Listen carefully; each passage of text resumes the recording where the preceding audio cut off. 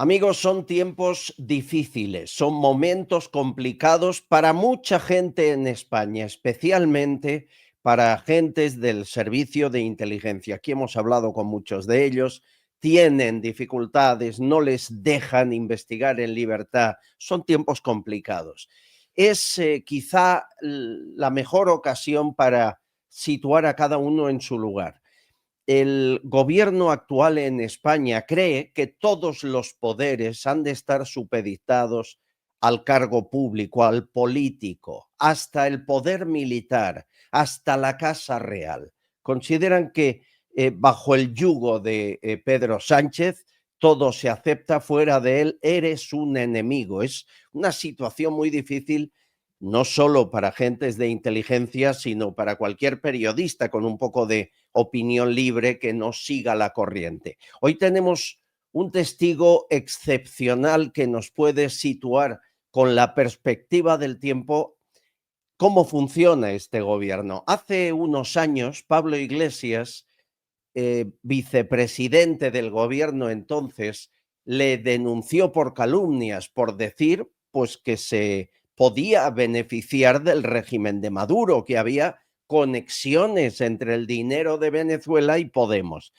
Le llevó a tribunales, pasaron años y no hace muchos meses que no solo la justicia le dio la razón a nuestro invitado, sino que condenaron a Pablo Iglesias en costas. Iglesias quería lo mismo que Sánchez, que el poder militar estuviera supeditado al poder político.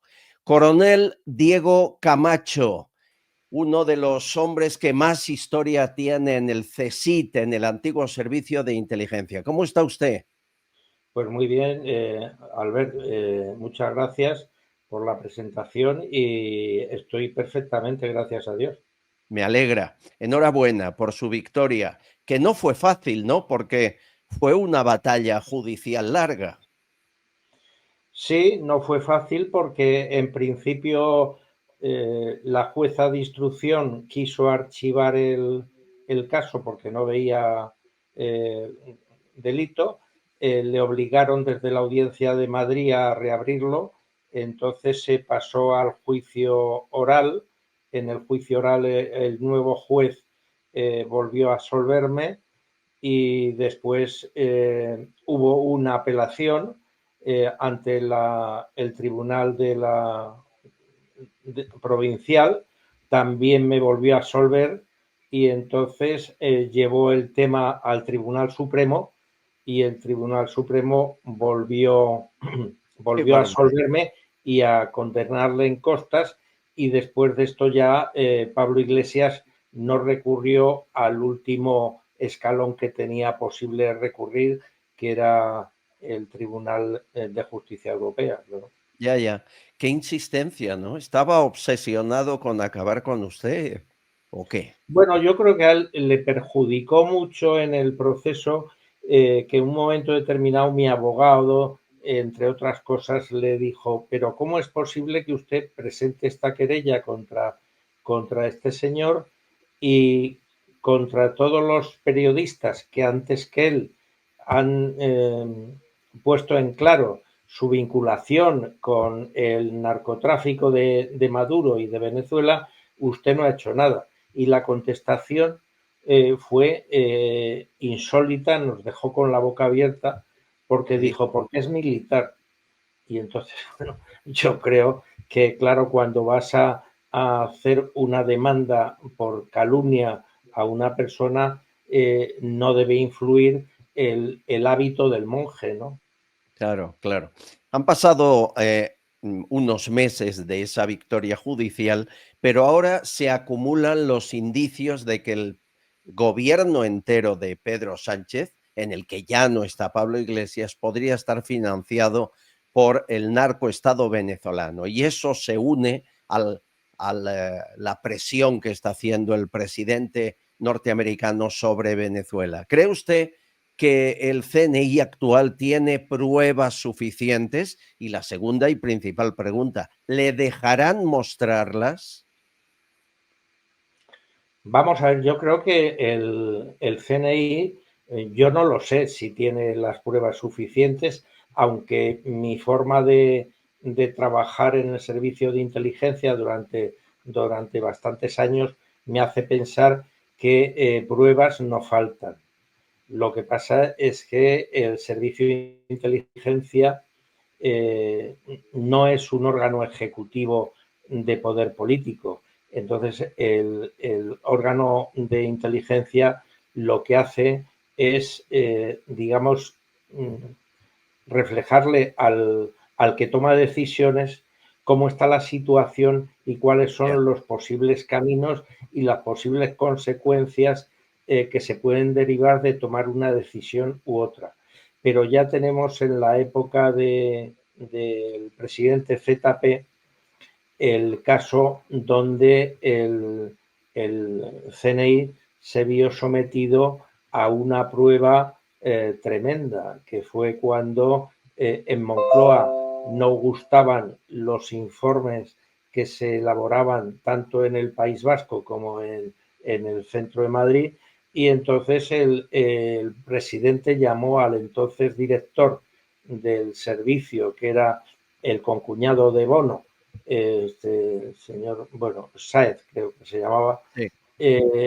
diciéndole que eso no podía seguir así porque el análisis del servicio de inteligencia estaba cuestionando a fondo, digamos, la política gubernamental con el tema de ETA. Entonces, todo esto, bueno, los directivos del CNI de entonces que estaban llevando este asunto, hay que quitarse el sombrero ante ellos porque hicieron prevalecer la ética que tiene un analista por encima Sí, sí. digamos, del interés partidario. Y entonces, bueno, esto se saldó con veintitantas personas cesadas en el CNI de altos cargos a nivel directivo, tanto en el País Vasco como aquí en Madrid. Y bueno, hasta que, claro, como el presidente seguía por ese camino, pues siempre al final encuentras ya el profesional que es capaz de plegarse a estas Ya. exigencias políticas, ¿no? Entonces ya tenemos el Ya. antecedente este.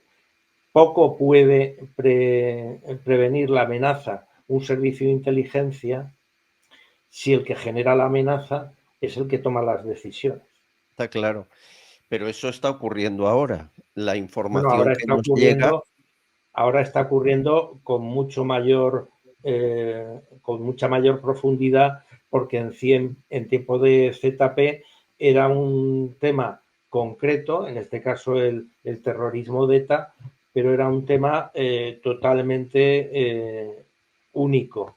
ya, Sin embargo, en la actualidad es que estamos viendo que la acción gubernamental, en mi opinión, está deteriorando todo el régimen político y todo el régimen constitucional. Entonces, ahora mismo no se puede decir que desde Moncloa se esté favoreciendo una falsa rendición de ETA, sino lo que se está haciendo ahora es colocar eh, al país en un golpe de Estado dirigido desde Moncloa. Si entendemos por golpe de Estado el cambio de régimen político utilizando medios no legítimos ni legales, en mi opinión. no sabe, señor Camacho, cómo agradezco la claridad con la que habla, porque nunca la escuchamos los periodistas, sobre todo no de un tertuliano, de un comentarista o de un periodista, sino de alguien como usted que ha tenido cargos importantes, que es coronel de infantería ya jubilado y que fue diplomado en el CSIC durante años, enviado, me dicen, a un montón de países, a Marruecos, a Guinea Ecuatorial. Me habla usted de golpe de Estado, que es la misma sensación que tenemos, y me permitirá la primera pregunta: ¿qué hace el rey para evitarlo? Porque no nos llega a que haga nada efectivo. Pues mire, bajo mi punto de vista, el rey no hace lo que tendría que hacer. Es decir, se ha instalado en la sociedad española una idea que parece aceptada por las personas que se sienten monárquicas de corazón, pero es una idea que ha lanzado precisamente el gobierno que está metido en esta aventura. Entonces, la idea es que el rey no puede hacer nada políticamente que no le diga al gobierno y tiene que firmar todo papel que le presente el gobierno. Bueno, entonces esto que teóricamente es así, hay que matizarlo con arreglo a la situación. Es decir, como decía Ortega y Gasset, yo soy yo y mi circunstancia. Bueno, pues hay que analizar la circunstancia. Entonces, en principio, yo creo que si mañana el presidente del gobierno y sus partidos aliados, digamos, aprobaran una resolución para condenar a muerte a una persona, teóricamente, con arreglo a lo primero que he dicho, al llevar esa aceptación del Congreso a Moncloa, a Zarzuela, el rey debería firmarla. Yo considero que no, porque realmente, como todos sabemos, la pena de muerte no está contemplada en la Constitución.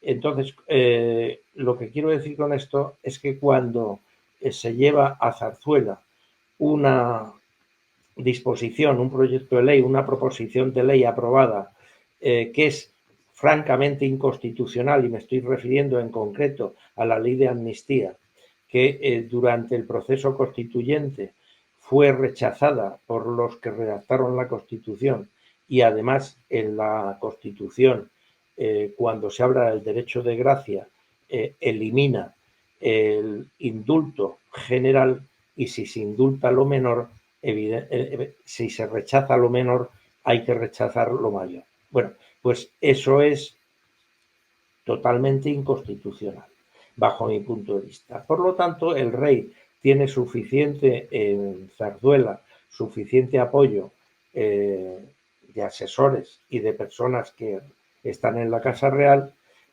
para asesorarse adecuadamente, y el rey puede decirle al primer ministro: señor Sánchez, yo no le puedo firmar un papel que vaya contra la Constitución porque yo soy el garante de la Constitución.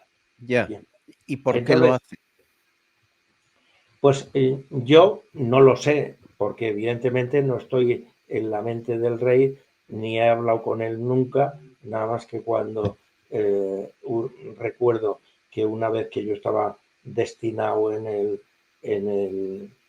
el regimiento de la Guardia, haciendo guardia el día de Reyes, pues estuve precisamente con el rey cuando tenía 6 o 7 años, cogiéndole la mano porque le habían traído los reyes un patinete, y entonces, para que no se cayera, pues iba con él con objeto de que pudiera ir, digamos, practicando. Sí. Entonces, yo no sé por qué lo hace, pero yo no encuentro nada más que una explicación. Y la explicación es que desde el gobierno se está chantajeando al jefe del Estado. No encuentro otra explicación. Y si alguien tiene... porque a mí me ha llegado ese rumor, pero ¿chantajeando con qué? Hemos llegado a tener indicios del motivo del chantaje, del presunto chantaje. Pues vamos a ver, ¿puede ser el chantaje un tema concreto? Como son todos los chantajes, en cuestión de dinero, en cuestión de, digamos, acciones que podrían emprenderse con el padre del rey, acciones que podían emprenderse en la Casa Real o con la heredera al trono, En fin, el chantaje, como digo, no lo sé, pero es que en la Constitución hay un artículo que es el 56 y el artículo 56, aparte de mencionar que el rey es el representante de la unidad de España, etcétera, etcétera, etcétera, también dice que el rey es garante del funcionamiento regular de las instituciones. Cierto. Entonces, yo, evidentemente, Albert, no creo que las instituciones del Estado estén funcionando regularmente. Y si no están Claro. funcionando regularmente, el que tiene que meter la mano para que empiecen a funcionar regularmente es evidentemente el jefe del Estado. En el nombramiento de Pedro Sánchez, después de las elecciones del año 23, el primero que se presentó a la candidatura a la presidencia en el Congreso fue el señor Feijóo, que fue derrotado, no salió presidente del gobierno. Bien. En esa situación no se puede decir que la Constitución tenga una laguna. La Constitución dice claramente que se llamará al siguiente candidato, pero bien, los portavoces de los diferentes partidos deben acudir al Palacio de la Zarzuela a decirle al rey a quién van a Sí. votar, con objeto de que el rey no dé un encargo fallido a un candidato. Entonces, esto se saldó de la siguiente manera. Los aliados de Pedro Sánchez no querían ir a la zarzuela porque eso era reconocer implícitamente la monarquía española y la Constitución de 1978. Y entonces al rey, al parecer, le bastó con que Sánchez le dijera quién le iba a apoyar. Pero es que el mandato constitucional de que vayan los portavoces no es un tema formal, como interpretaron muy bien los portavoces de Bildu, del PNV, de Podemos, de Sumar y de toda esta gente. Entonces, bueno, pues estamos en lo mismo. El rey le puede decir al candidato, bueno, usted me dice que le apoyan, pero constitucionalmente tienen que hacer ellos actos de presencia para decírmelo a mí. Le doy a usted 10 días para que vayan viniendo, pero no darlo por bueno y nombrar a un candidato que de entrada tiene un fallo de origen, que es esto que le Claro. estoy explicando. Estuvo usted 4 años en Rabat cuando trabajaba, en el espionaje, en la vigilancia de los intereses de España. A día de hoy, todo lo que es relación con Marruecos es servil por parte de este gobierno. Se ha cambiado la política no solo en el Sáhara, sino el control del narcotráfico en el estrecho cada vez se relaja más, se eliminó Consur, ahora los helicópteros, narcohelicópteros, no se les puede perseguir. ¿Qué pasa con Marruecos, que nos tiene en un puño, que nos tiene cogidos?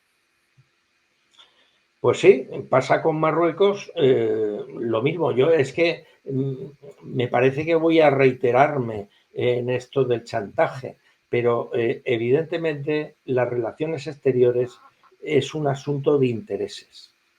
Entonces, no es un asunto ni de buenas intenciones ni de temas morales, es un asunto de intereses.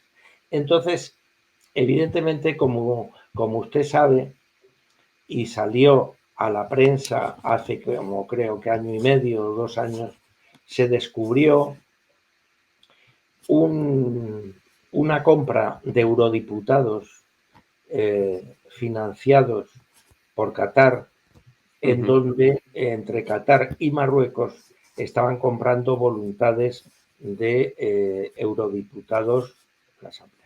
Entonces, desde la independencia de Marruecos en 1956, una de las acciones de Marruecos empleadas sistemáticamente, tanto con Mohamed V como con Hassan II, como con el actual sultán, ha sido la compra de voluntades. Usted sabe perfectamente, porque ha vivido pues el periodo donde estaba de presidente de gobierno Felipe González, donde estaban otros sucesivos presidentes españoles. Bueno, Felipe González, ya fuera del gobierno, el sultán de Marruecos le regaló un palacete al lado del palacio que tenía el sultán en Tánger. Entonces, vamos a ver, nadie regala nada por nada. Bien, entonces los regalos cuando tienen un valor que excede una cantidad razonable, debe ser, como no se deben devolver porque es un signo de falta de atención a una atención, lo que sí que hay que hacerlo es depositarlos en el patrimonio nacional, como pasa, por ejemplo, en Estados Unidos, donde a un señor le regalan algo que exceda los $30, me parece que son, o por ahí, y lo tiene que depositar en el tesoro. Entonces, lo que pasa en España, usted lo está viendo. Durante muchos años, quitando Sánchez, que es el que no le pasa, el primer viaje que hace el candidato elegido a la presidencia del gobierno, hace un viaje a ver al sultán de Marruecos, lo Cierto. cual no es tomado en Marruecos como una prueba de amistad, sino de sumisión. Usted esté atento de cuando en Francia cambian el primer ministro o cambia el presidente. A ver si en alguna ocasión el primer viaje al exterior que hace es a Rabat. Verá usted que No, no. no, no es. Allí no, aquí siempre. Me hablaba Claro. usted de chantaje. Usted que aún tiene muchos amigos en el espionaje español, ¿usted sabe lo que encontró el Pegasus que supuestamente la inteligencia de Marruecos colocó en el teléfono móvil del presidente de Marlaska y de otros altos cargos?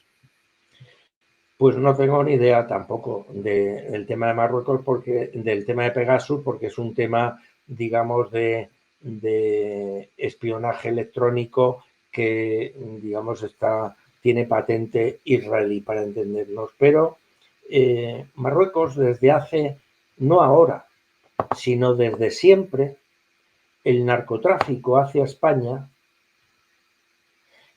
ha estado dirigido por la Casa Real de Marruecos.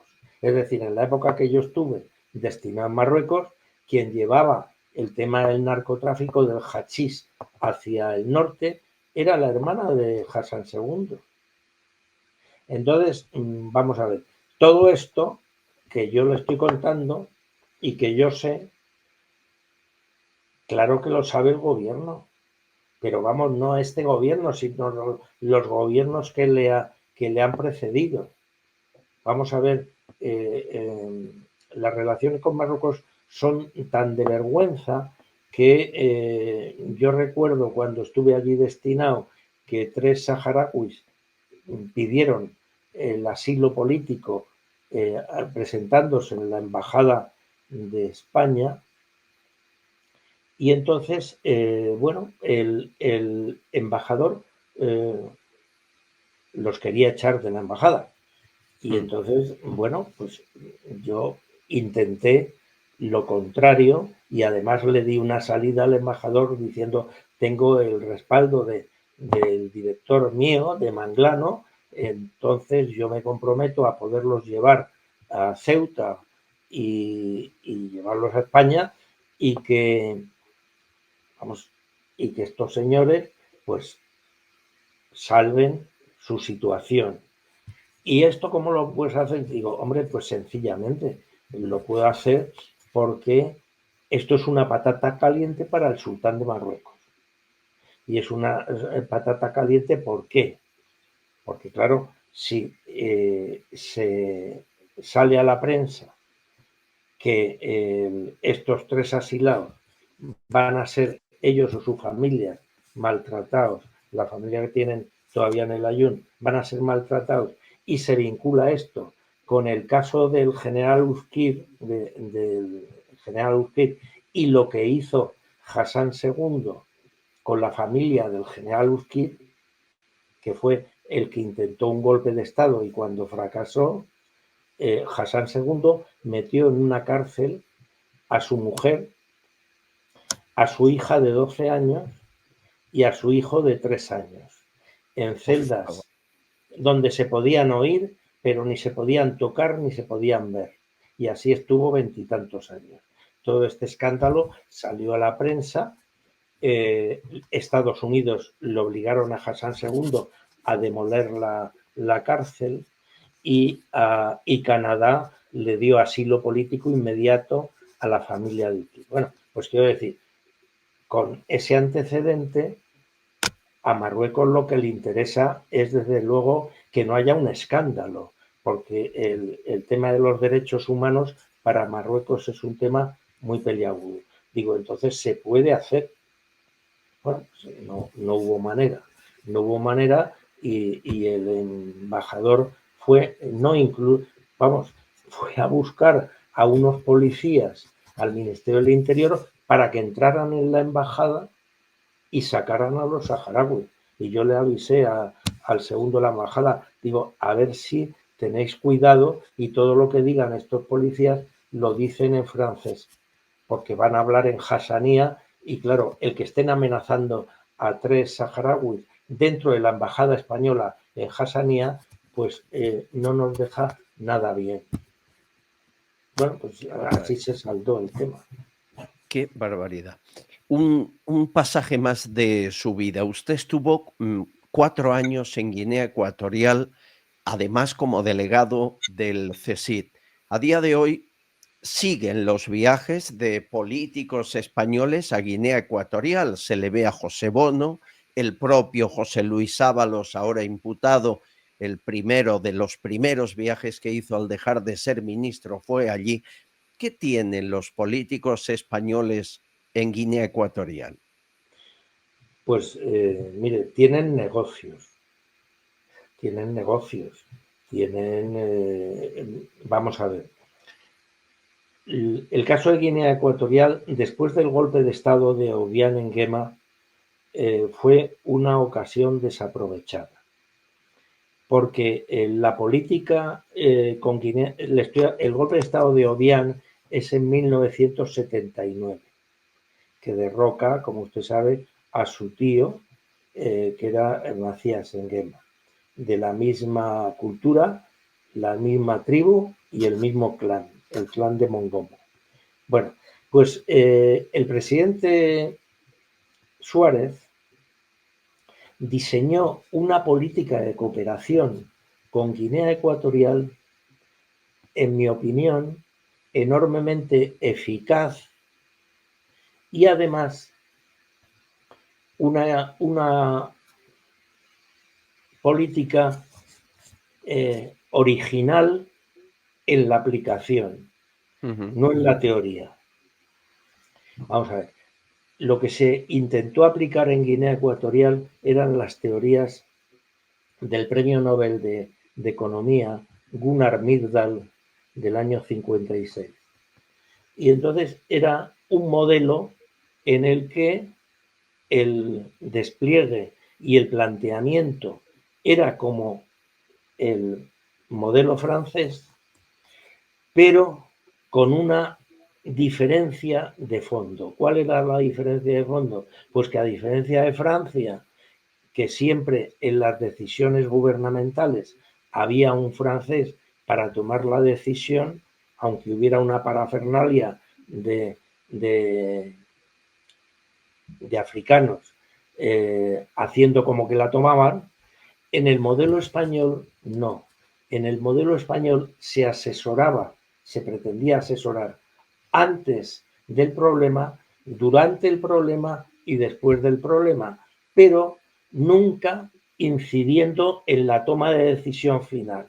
Es decir, que el asesoramiento se parara antes con objeto, y a mí me parecía enormemente eficaz de que los africanos, en este caso los guineanos, aprendieran a equivocarse por sí mismos. Bien.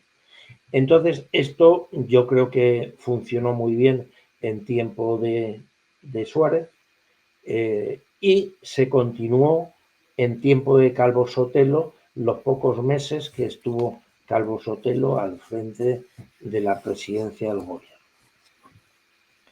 Entonces, todo esto cambió con la victoria de Felipe González y del Partido Socialista en el año 82. Porque lo que entonces había sido un modelo que empezaba a funcionar y empezaba a desarrollarse, y yo fui testigo de ello, yo estuve, aparte de mi misión en el ejército, que yo entonces era capitán del equipo de cooperación, como también tenía una carrera civil, estuve dando clases de derecho político allí en Málaga. Entonces, esto empezaba a funcionar bien, pero bueno, pues con todos los problemas lógicos que tiene un plan que se tiene que desarrollar a medio o largo plazo. Pero cuando gana Felipe González, digamos, ese papel protagónico de prestigio y de eficacia que tenía la Embajada de España y que tenía, por lo tanto, España, desapareció de un plumazo. ¿Por qué? Porque llegó órdenes de Madrid que en todos los asuntos de cooperación se consultara con la Embajada de Francia. Y que en lo que le estoy contando, bueno, a usted le extraña, qué manera de cuando era un capitán de 30 y tantos años, pues no solamente me extrañó, me indignó. Y a nuestro entonces querido encargado de negocios, Norberto Ferrer, que después falleció, pues nos indignó. Porque en los casos de crisis o de duda, terminaba la directiva diciendo: hay que hacer lo que hagan los franceses. Pero bueno. Con lo cual, todo eso llevó inmediatamente a que desapareciera en poco tiempo el Banco Exterior de España, de allí, desapareciera en poco tiempo la moneda que tenían los guineanos, que era el bicuele, empezara, digamos, a meterse la influencia cultural francesa en el casino de Malabo, y se empezaran a hablar de lo bien que haría el que Guinea entrara también en la zona del Franco-Cefa, donde estaban todos los países que estaban alrededor. Entonces, claro, yo esto, lógicamente, todo esto se lo iba contando al servicio de inteligencia, y el servicio de inteligencia lo iba rebotando para el gobierno. Pero tuve la constatación de esto efectiva cuando en una fiesta de disfraces en Malabo, vino a verme, a conocerme, el jefe de la cooperación francesa en la parte subsahariana, en el G5 y para abajo. Y entonces, hablando, él me decía: pero es que vamos a ver, tenéis que daros cuenta, estoy hablando en la época que estaba de presidente de gobierno Leopoldo Calvo Sotelo, y me decía: tenéis que daros cuenta de que el modelo que estáis implantando en Guinea Ecuatorial, si funciona, nos hundís a nosotros todo el modelo de la francofonía, del franco-cefa y de tal. Digo, bueno, pero es que, vamos a ver, en España no se ve bien por parte de mi gobierno, y yo pienso lo mismo, que a esta cooperación que se está dando no se les saque a los guineanos de la minoría de edad.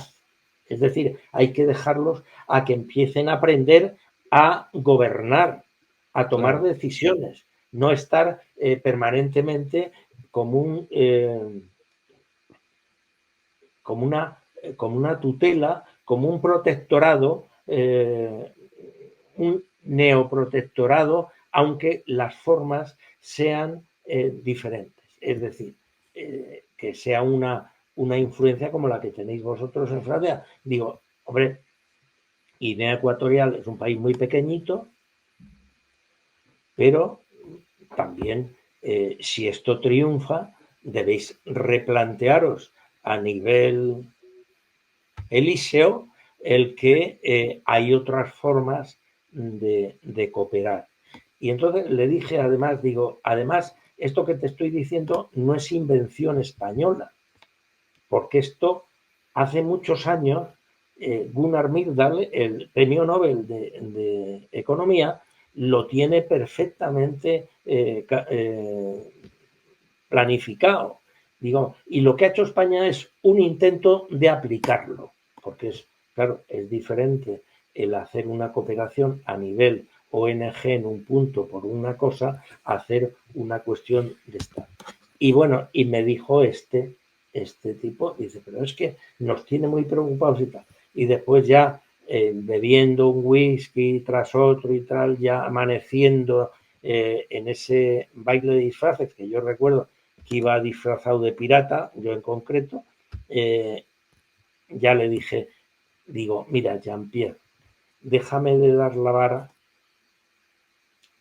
con el tema de la francofonía, del francocefa, ya te he explicado por qué mi gobierno está haciendo eso y por qué creo además que vosotros estáis en el error.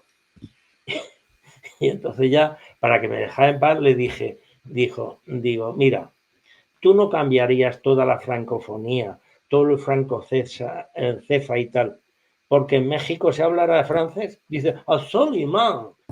Evidente. O sea, se estaba en un camino que, bueno, todavía no se puede decir que tenía éxito porque en el año, te estoy hablando de esto que estaba pasando en el año 80, finales del 81, principio del 82, y enseguida vendría el cambio hacia Francia y hacia seguir por el camino de los franceses. Sí, Y pero entonces, me viene a decir usted, me está insinuando que cuando llega el Partido Socialista cambia todo en Marruecos, cuando llega el Partido Socialista cambia la relación de España en Guinea Ecuatorial y ahora que está este Partido Socialista con Pedro Sánchez hay un golpe de Estado encubierto en España. ¿Qué le pasa al Partido Socialista que no sucede cuando gobierna el Partido Popular? no, vamos a ver, en el caso de Guinea, la llegada de Felipe González al poder fue determinante, no así en el tema de Marruecos. En el tema de Marruecos ya había un banco pintado anterior. Es decir, que cuando llega Felipe González al poder, el tema de Marruecos, él se deja guiar en concreto por la Casa Real. Entonces, son casos diferentes.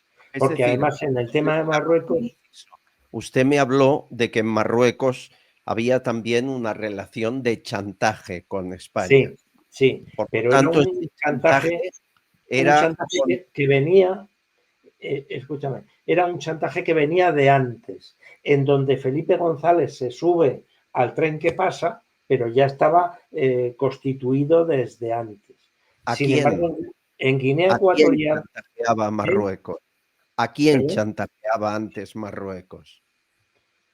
Bueno, evidentemente el origen de las relaciones con Hassan II, el foco de las relaciones con Hassan II era la Casa Real, el rey Juan Carlos I. Es decir, vamos a ver, Marruecos es un país expansionista que no se puede expandir por los argelinos porque Argelia no le deja. No se Ujú. puede expandir por Mauritania porque Francia no les deja. Y Marruecos es un país que siempre que toma decisiones de carácter geopolítico está orientado por Francia.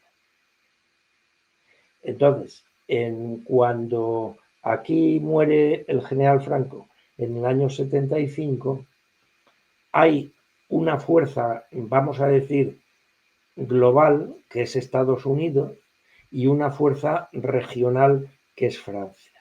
Entonces, tanto Estados Unidos, el, el presidente Ford, pero sobre todo el que llevaba en ese momento la política exterior, era Henry Kissinger, y en Francia, Giscard d'Estaing, vienen a indicarle al rey, al príncipe de España, que va a ser rey, que bueno, por una parte, va a tener el apoyo incondicional de Estados Unidos y de Francia. Pero tiene que haber una condición. Y la condición es la estabilidad de Marruecos.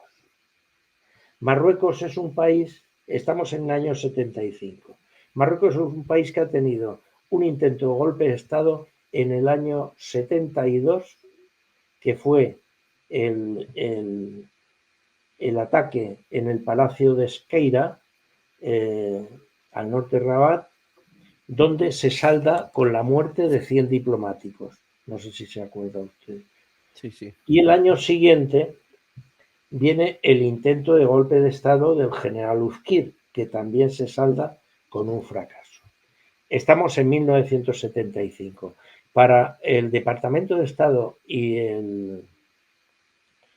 la Casa Blanca, el tema del estrecho de Gibraltar es un tema estratégico de gran importancia.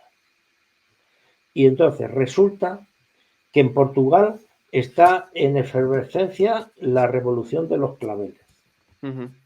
En España está Franco en una situación física muy delicada, con enfermedad que hace venir con cierta frecuencia tanto a Vernon Walter como a Henry Kissinger a ver qué está pasando aquí.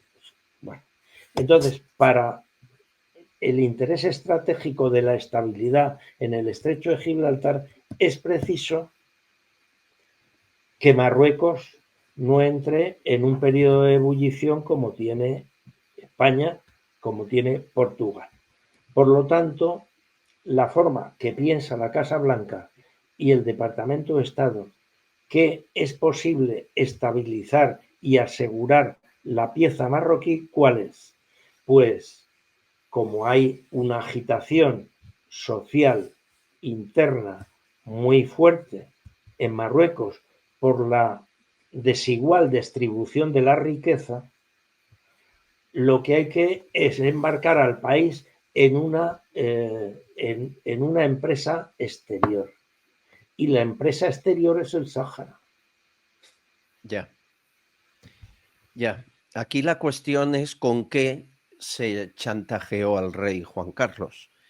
Los últimos informes que han aparecido, han visto la luz en Estados Unidos, hablan de la relación del rey Juan Carlos con Estados Unidos casi como si fuese un empleado más, no digo un espía, pero sí un facilitador de todo lo que dijesen. Usted, que en aquella época sí era espía, ¿cuál era el papel de don Juan Carlos? ¿Trabajaba Pues para Estados Unidos? trabajaba para Estados Unidos. Vamos a ver, el objetivo de Juan Carlos I era la estabilidad del trono. Entonces, el apoyo de Estados Unidos y de Francia incidían en la estabilidad del trono. Es decir, Bien. el trono no va a correr peligro porque nosotros no vamos a dejar que, bueno, pues un proceso de contestación callejera o política en Madrid o tal, propiciado por el Partido Comunista o propiciado por fuerzas republicanas, si existen o lo que sea, vaya a progresar. Pero nosotros necesitamos a la vez que en Marruecos sea una pieza de estabilidad hasta que además se vea que Portugal y España en sus respectivas transiciones, digamos, tomen el camino correcto a los intereses de Francia y España. Entonces, para el Juan Carlos I, en mi opinión, el objetivo esencial que él tenía era la estabilidad del trono. Hay que tener en cuenta que Juan Carlos I no era una restauración monárquica, era una instauración de un general en el poder que ponía un rey que no tenía la legitimidad popular, porque era un nombramiento a dedo de Franco, y no tenía la legitimidad dinástica, porque en los derechos dinásticos de la monarquía borbónica eran de su padre don Juan, que sí. Franco no quería ver ni en pintura. Entonces, el problema de Juan Carlos para subir al trono no solamente era la contestación de partidos que no tenían en absoluto nada que ver con la monarquía, sino era esencialmente luchar por una legitimidad popular que solo se la podía dar el que se amaneciera a un proceso constitucional y de democracia inorgánica y una legitimidad dinástica.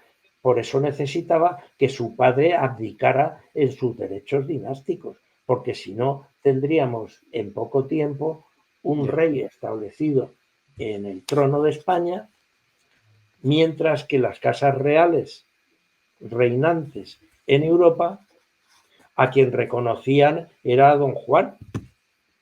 Está claro. He de aprovechar esta charla con usted, que es una lección de geopolítica y de historia, para aclarar rumores.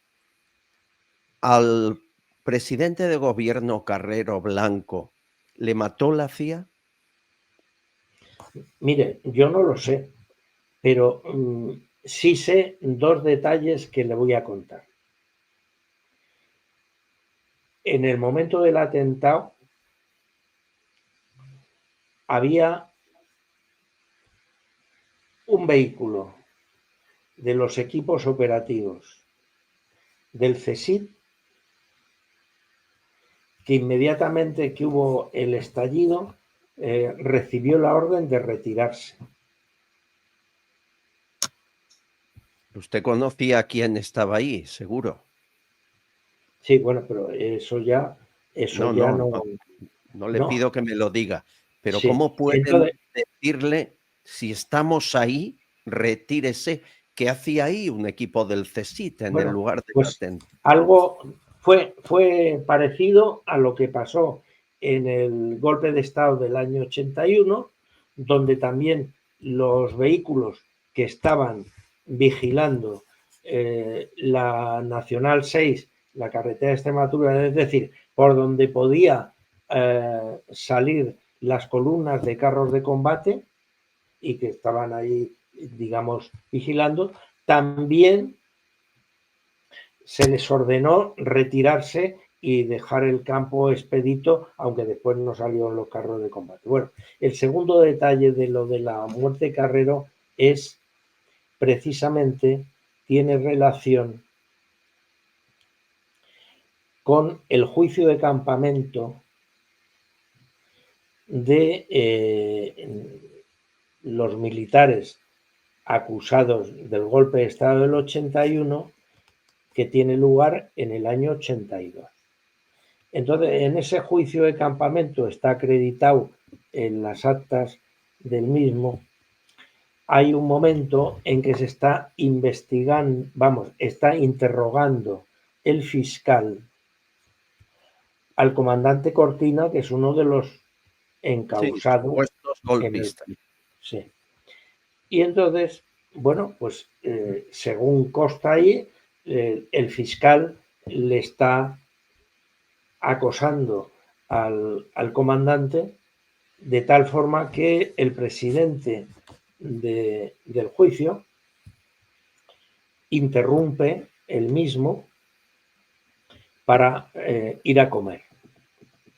Entonces el comandante Cortina pide el hablar por teléfono, porque tenía derecho a poder hacerlo. Y entonces, según está estatuido, una persona le acompaña al teléfono y él entonces marca un número, habla y viene a decir, no lo digo textualmente porque son muchos años, pero casi textualmente. Bueno, estoy teniendo problemas con el fiscal del juicio. Si sigue por ese camino después de comer, cuento lo de Carrero. ¿Con quién estaba hablando el comandante Cortina? No lo sé. Lo que sí le he dicho varias veces en público a él es que es una cosa que el comandante Cortina le debe al pueblo español. Sí, sí, una explicación. Nadie cree con los años que ETA tuviese el operativo, los medios, la tecnología para cometer el atentado de Carrero. De ahí que ese rumor ha seguido aumentando de que Estados Unidos tenía interés en acabar ya pronto con la dictadura de Franco y que llegara don Juan Carlos a reinar. Em, Me ha hablado usted del 23F y sé que usted estaba ahí en el 23F. Y siempre ha dicho que Tejero fue una marioneta. ¿Marioneta de quién?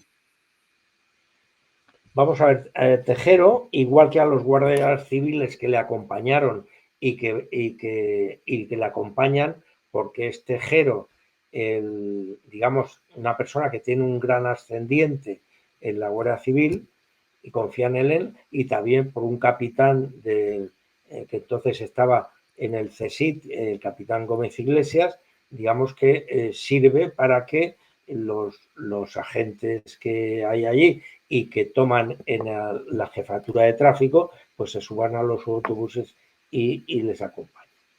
Entonces, Tejero es un hombre que se reúne con Armada. El golpe de Estado fue un lunes y Tejero se reúne con Armada, no me acuerdo ya, no tengo los datos aquí, pero no sé si es el viernes anterior o el sábado anterior, pero vamos, 2 o 3 días antes de y entonces en esa reunión Armada, digamos, le cuenta lo que va a ser el golpe de Estado.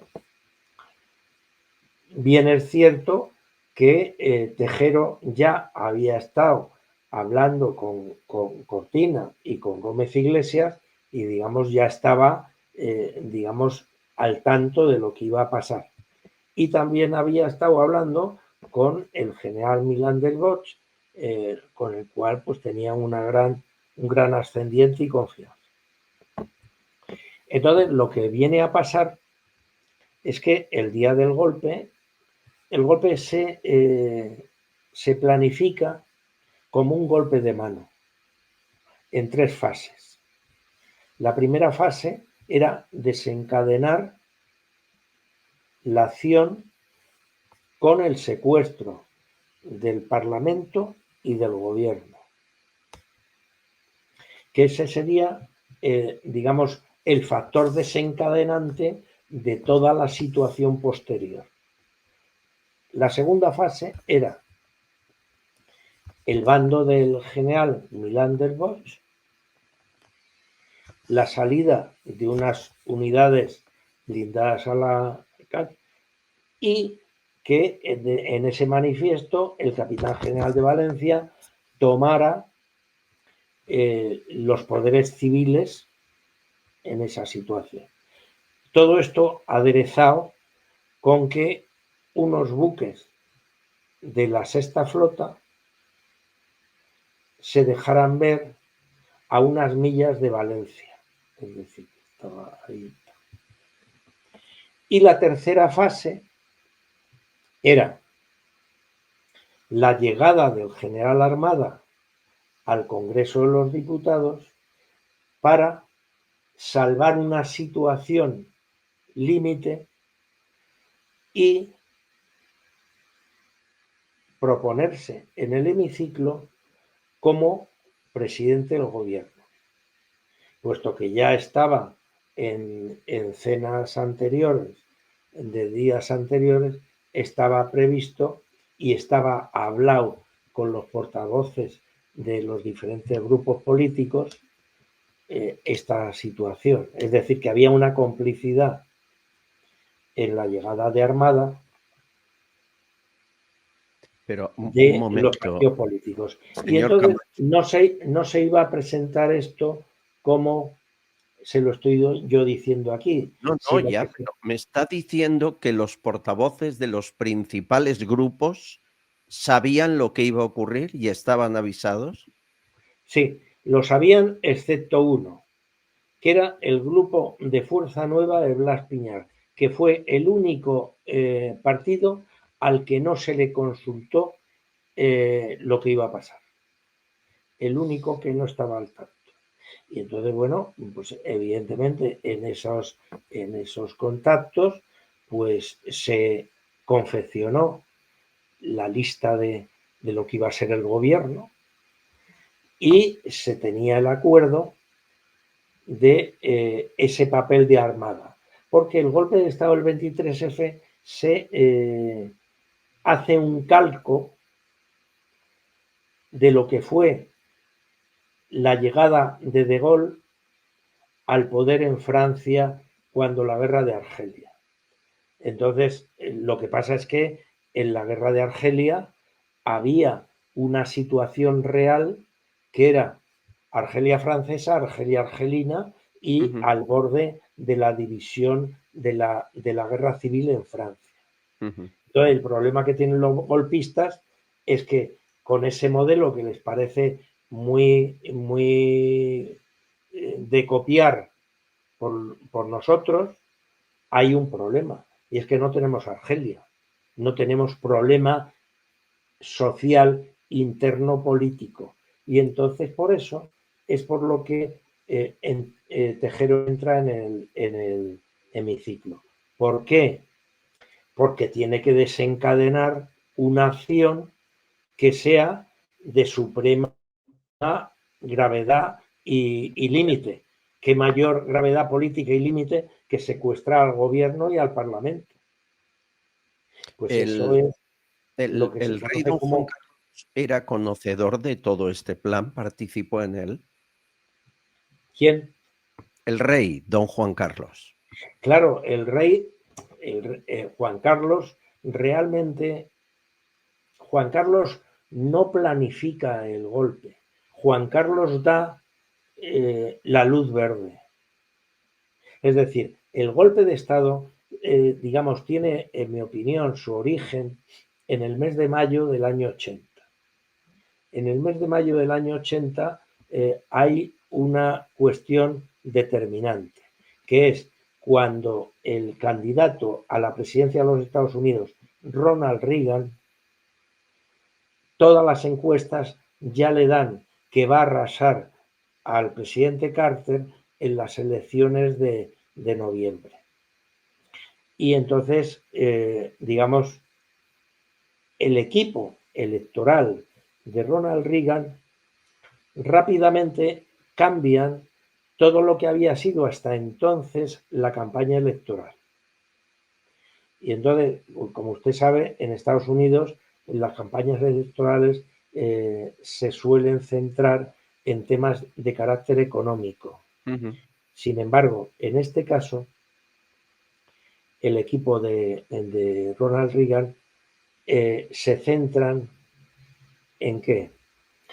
En que va a ser la política de defensa de la nueva administración la que va a tener una forma de arrollar, digamos, si es que hay alguna reacción por parte de Carter. Es decir, se va a oponer al pacifismo de Carter una situación de política fuerza en el exterior. Y esto se plantea con varios ejes. El primer eje es que en el primer año de Ronald Reagan, esto se publicita, el presupuesto de defensa de los Estados Unidos se va a doblar con respecto al último año de Carter. Y en el último año de los 4 de Reagan, ese presupuesto de defensa va a triplicar el que tenía Carter en el último año. Todo esto va a ser lo que va a generar lo que después en la prensa vosotros bautizaréis como la Guerra de las Galaxias, y que va a ser uno de los factores que hará en pocos años el derrumbe de la Unión Soviética al no poder seguir esa carrera de armamentos. Eso era el primer eje que tenía Ronald Reagan. Y después, el segundo eje venía motivado por lo que había pasado en el mundo en el año 79. En el año 79, el Pentágono, sobre todo la CIA y la Casa Blanca, están muy preocupados. ¿Por qué? Por la entrada de la Unión Soviética en Afganistán, y porque en 1979 también se produce la revolución de los ayatolás y la caída del Shah de Persia, con lo cual los Estados Unidos se encuentran con Afganistán invadido por la Unión Soviética. Irán, que es el escudo estratégico oriental para Israel que tiene Estados Unidos, que se derrumba. Y todo el tráfico de petróleo del Golfo Pérsico procedente de la meseta de Pamir está todo fuera de control de los Estados Unidos. Entonces, esa caída de ese escudo oriental, los Estados Unidos dicen: tenemos que proteger a Israel por Occidente, es decir, por el eje Azores, Gibraltar, Chipre, es decir, por el Mediterráneo. Y entonces, para que la sexta flota pueda manejarse de forma bien por el Mediterráneo, hace falta tener en las dos orillas el control político y tal. Claro. Y entonces, entre las cosas que pasan en ese año 80 y 81, una de las piezas que no casa es precisamente el presidente Suárez para la percepción de los Estados Unidos. Y no casa porque le acusan de tener unas relaciones con Yasser Arafat, de tener también unas relaciones con Fidel Castro, pero vamos, también las tenía Franco. Claro. Y para Francia, y muy importante, porque les estaba metiendo una China en el zapato con el tema de la cooperación con Guinea Ecuatorial. No sé si me explico. Sí, sí, pero ¿se da cuenta que en esta charla España siempre está supeditada a los intereses de otro país, sea Estados Unidos, habitualmente el que decide qué se hace aquí es Estados Unidos? Tenemos muy poca dependencia de nosotros mismos, casi nula influencia en el resto, y se doblegan gobierno tras gobierno, y llegamos al día de hoy a cambio de intereses privados y no a los intereses de la nación. Qué mala suerte hemos tenido en este país con nuestros gobernantes, o qué mal lo hemos hecho, ¿no?, a la hora de ir a votar, que a lo mejor la culpa es nuestra.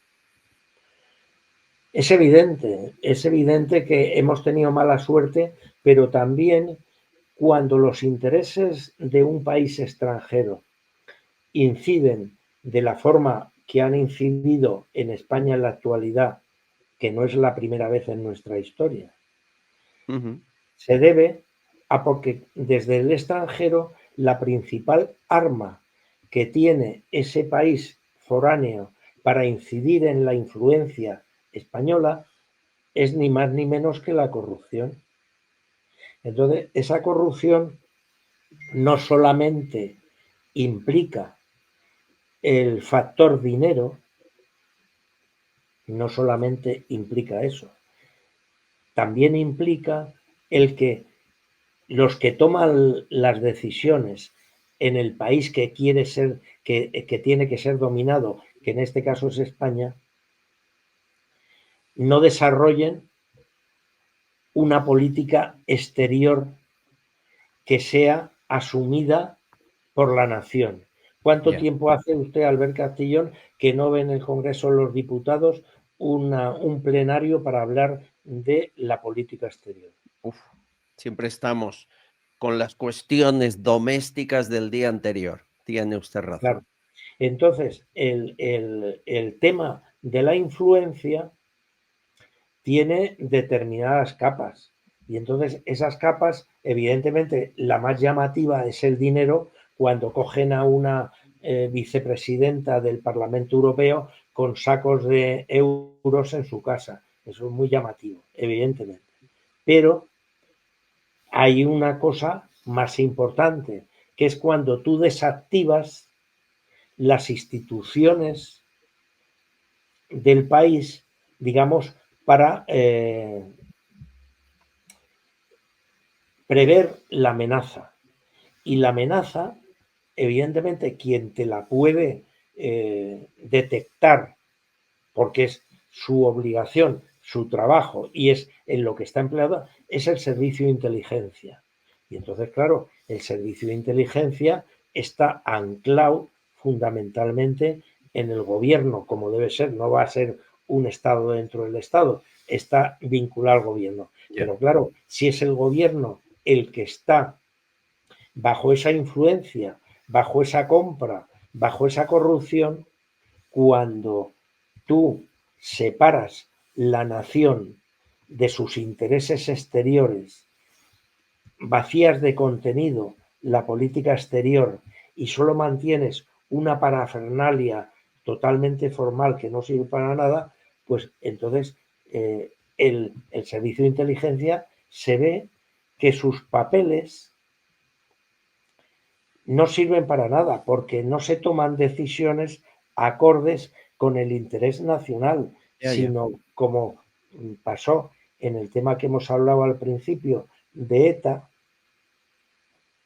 que lo importante es que los informes de inteligencia se adapten a las necesidades del gobierno, no que el gobierno tome las disposiciones necesarias para adaptar sus decisiones a la situación existente. No sé si me explico. Sí, sí. La corrupción, el mal endémico de España, es tremendo. Don Diego Camacho, estaríamos horas. Llevamos mucho rato y me parece que estamos en la introducción de lo que podría contarnos. Le invito a que en otra ocasión podamos contactar y charlar de cómo fue nuestra historia, de qué ocurrió en el pasado y explica perfectamente por qué estamos donde estamos. Muchísimas gracias por su tiempo. Bueno, pues gracias a ti por el tuyo y creo que sí, interesa este tipo de manifestaciones porque, digamos, para arreglar una situación, evidentemente lo primero que tienes que saber es por qué está originada, ¿no? Exactamente. Coronel, un abrazo muy fuerte y muchísimas gracias. Igualmente.